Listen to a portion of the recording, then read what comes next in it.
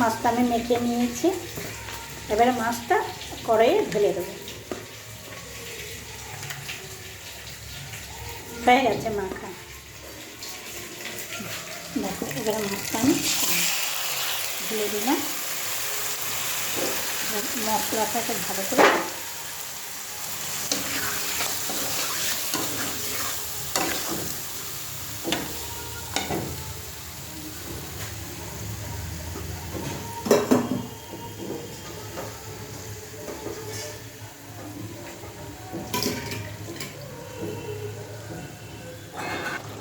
যে থালাটায় মাছটা মেখেছিলাম তো একটু মশলা ছিল, একটু জল দিয়ে ধুয়ে দিয়ে দিয়েছি।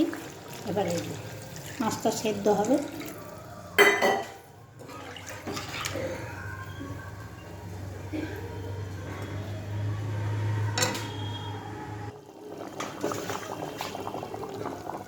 এই যে একটা টমেটো কেটে নিয়ে এসেছি, দিয়ে দিলাম।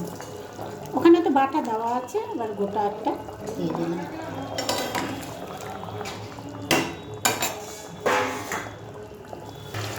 এই যে দেখো মাছটা হয়ে গেছে, আর ঝোল এইটুকুই থাকবে, এটুকুই ঝোল রাখবো।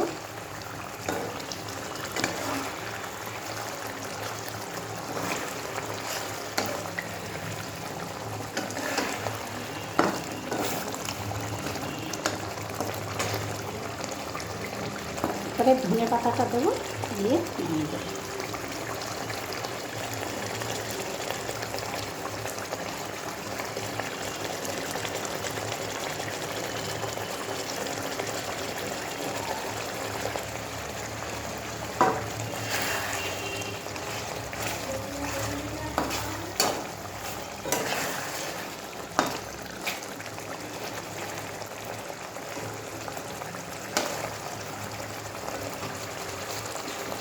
গ্যাস অফ করে দিচ্ছি।